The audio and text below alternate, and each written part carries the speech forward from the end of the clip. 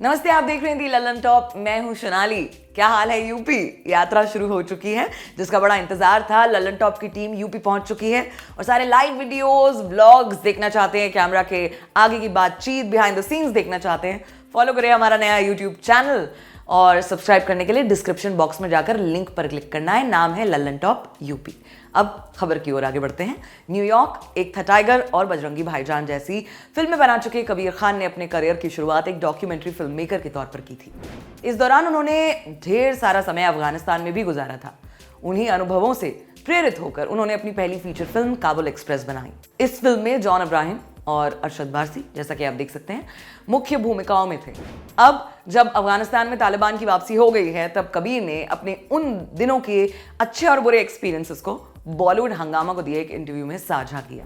उन्होंने बताया कि जेल में बंद एक तालिबानी ने उनसे कहा था कि एक दिन तालिबान वापस अफगानिस्तान पर राज करेगा। साथ ही ये भी बताया कि कैसे उनके ऊपर गोलियों और रॉकेट की बौछार हुई थी। बॉलीवुड हंगामा के साथ हुई बातचीत में कबीर खान बताते हैं कि उन्हें अपनी डॉक्यूमेंट्री की शूटिंग के दौरान हुई एक घटना अब तक साफ साफ याद है। वो लोग पंजशीर के एक जेल में थे। गिरफ्तार तालिबानी लोगों के साथ बातचीत रिकॉर्ड करने की कोशिश कर रहे थे। वहां पर एक शख्स था जिसने कैमरा पर कुछ कहने से इनकार कर दिया, मगर जैसे ही कबीर और उनकी टीम कैमरा वगैरह समेटने लगे, उसने कैमरा में घूर कर कहा, उन्हें लगता है हम चले गए हैं, हम वापस आएंगे। कबीर बताते हैं कि उस आदमी की ये बात सुनकर वो भीतर तक डर गए थे। दुर्भाग्यवश उस आदमी ने जो कहा था, आज वो सब सही साबित हो रहा है। अफगानिस्तान में एक बार फिर से तालिबान का राज है। काबुल एक्सप्रेस की बात करते हुए कबीर खान कहते हैं, वो मेरी पहली फिल्म है।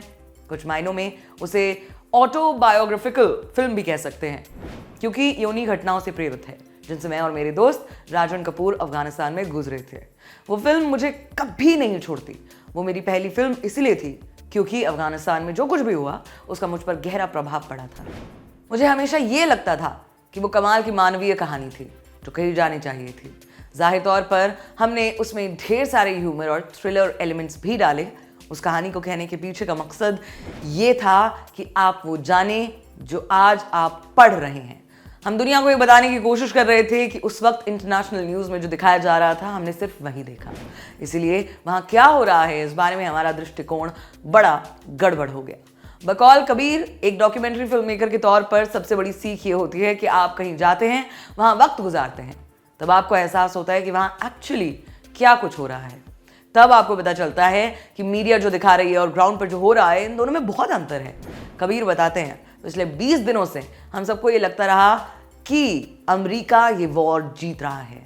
खुद अमेरिकियों को भी लगता रहा कि ये युद्ध वो जीत रहे हैं, मगर असल बात ये है कि वो कभी ये वॉर नहीं जीत रहे थे, क्योंकि वो मन से जीतने की कोशिश ही नहीं कर रहे थे। ये बड़ी अजीब बात है कि प्रेसिडेंट बाइडेन कहते हैं कि उनका एजेंडा कभी नेशन बिल्डिंग नहीं था। अगर उनका एजेंडा नेशन बिल्डिंग नहीं था तो वो 20 सालों तक वहाँ क्या कर रहे थे? अगर उनका एजेंडा तालिबान को डिसमेंटल करने का था तो वो तो हो ही नहीं पाया। कबीर खान अपनी इस बात में आगे जोड़ते हैं कि जब वो अफगानिस्तान में थे तब उनके ऊपर गोलियां और रॉकेट बरसाए गए। इससे बचने के लिए उन्हें एक बंकर में छुपना पड़ा। गोलीबारी और बमबारी रुकने के 10-15 मिनट के बाद वो बंकर से बाहर आए। उन्होंने देखा कि वहाँ कुछ टूटे फूटे टैंक्स पड़े हुए थे। 7-8 साल के कुछ बच्चे उन्हीं टैंक्स के बैरल पर रस्सी बांधकर झूला झूल रहे थे। वो वहाँ खेलना चाहते थे। गोलीबारी वगैरह जब 10 मिनट के लिए भी रुकती तो वो खेलने आ जाते। तमाम दुख दर्द के बीच वो लोग नॉर्मल लाइफ जीने की कोशिश कर रहे थे। ये चीज़ उन्होंने अफगानिस्तान से लेकर कश्मीर तक में देखी है। कबीर खान ने सलमान खान के साथ ट्यूबलाइट जैसी फिल्म बनाने के बाद अमेज़न प्राइम वीडियो के लिए द फॉरगॉटन आर्मी नाम की सीरीज डायरेक्ट की थी। 1983 वर्ल्ड कप पर विक्ट्री पर बेस्ड उनकी फिल्म 83 बनकर भी तैयार है। रणवीर सिंह समेत देश भर के स्टार्स से भरी हुई इस फिल्म को तब रिलीज करने की प्लानिंग है जब सब कुछ नॉर्मल के काफ़ी करीब आ जाए।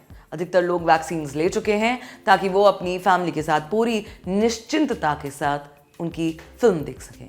ये खबर आपके लिए लिखी हमारे साथी श्वेतांक ने। मैं हूं सोनाली। देखते रहे दी ललन टॉप और याद रखें, दी ललन टॉप पर क्रिप्टो करेंसी आसान भाषा में समझाने वाला शो एक नया पैसा जल्द ही आपके लिए आ रहा है, तो देखना ना भूलें। बने रहें हमारे साथ। बहुत बहुत शुक्रिया।